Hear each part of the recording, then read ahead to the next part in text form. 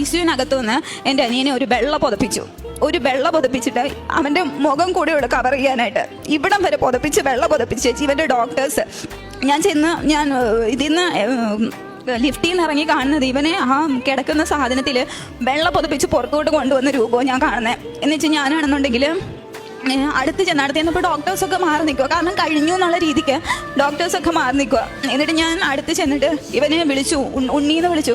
ഒരു ചലനവും ഇല്ല, ഒരനക്കവും ഇല്ല, ഒന്നുമില്ല, ഒന്നനങ്ങുന്ന പോലും ഇല്ല അവൻ. എന്നുവെച്ചാൽ ഇവനെ ഞാൻ ചെല്ലപ്പേര് വിളിക്കും, ഇവനെ ഞാൻ സുന്ദരി എന്നായിരുന്നു വിളിക്കുന്നത്. എന്നു വെച്ചാൽ ഞാൻ ഇവൻ്റെ അടുത്ത് ചെന്നു, ഞാൻ പ്രാർത്ഥിക്കുമല്ല, മനസ്സിൽ പ്രാർത്ഥന വരുന്നില്ല.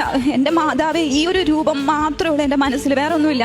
എന്നിട്ട് ഞാൻ ചെന്ന് തോളയിൽ ഇവനിങ്ങനെ കിടക്കുക, ഞാൻ തോളയിൽ ഇങ്ങനെ പിടിച്ചിട്ട് ഞാൻ ചെവിയുടെ അടുത്ത് ചെന്നിട്ട് പറഞ്ഞു, എടി സുന്ദരി ഒന്ന് കണ്ണ് തുറക്കടി എന്ന് പറഞ്ഞു. ഇത്രയും ഞാൻ പറഞ്ഞോളൂ. ഞാൻ പറയുകയും ഇവൻ്റെ കൺപീലി വെട്ടി ഇവൻ്റെ ഇതാ സൈഡിൽ നിന്ന് ഡോക്ടർ കണ്ടു. ഡോക്ടർ ഓടി വന്നേച്ച് പറഞ്ഞു, വിളിക്ക് ഇനിയും വിളിക്കുന്നു പറഞ്ഞു. ഞാൻ ചെന്നിട്ട് വിളിച്ചു ഇവനെ. പിന്നെ ഞാൻ ആ പേര് വിളിക്കുമ്പോഴത്തേന് ഇങ്ങനെ മൂളെന്ന് പറയാൻ പറ്റില്ല, അടുത്ത് നമ്മൾ നിന്നാൽ മാത്രമേ കേൾക്കത്തുള്ളൂ. ഇവൻ മൂളി.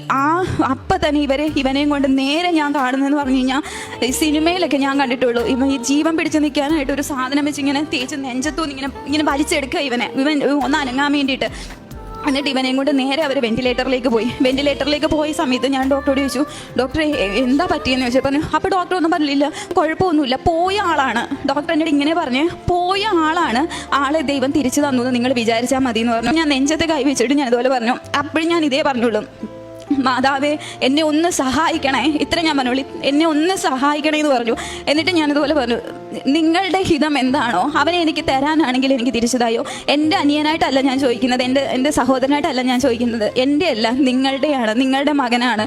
നിങ്ങൾക്ക് വേണമെന്നുണ്ടെങ്കിൽ കൊണ്ടുപോയിക്കോ, ഇല്ലാന്നുണ്ടെങ്കിൽ എനിക്ക് അവനെ തിരിച്ചതായോ എന്ന് പറഞ്ഞു. ഇതിൽ കൂടുതൽ അവനെ ഇനി വേദനിപ്പിക്കല്ലേ എന്ന് പറഞ്ഞു. ഒരിക്കലും ഞാൻ പ്രതീക്ഷിച്ചതല്ല എൻ്റെ അനിയനെ ഇങ്ങനെ കിട്ടുമെന്ന്. ഞാൻ നിങ്ങളൊരു വീഡിയോ കാണിച്ചു. ഒരു ബോധമില്ല ആൾക്ക്, ഒരു ബോധം ഇല്ലാണ്ട് ആൾ സംസാരിക്കുന്നയാ. എന്തെങ്കിലും അവനൊന്ന് മിണ്ടി കിട്ടാനായിട്ട് ഞാൻ സംസാരിക്കുന്ന അവനോട്. ഇതായിരുന്നു ഇവന്റെ അവസ്ഥ. ഈ അവസ്ഥയിൽ നിന്നാണ് എൻ്റെ മാതാവ് എനിക്ക് ഇവനെ ഇത്രത്തോളം തിരിച്ചു തന്നത്.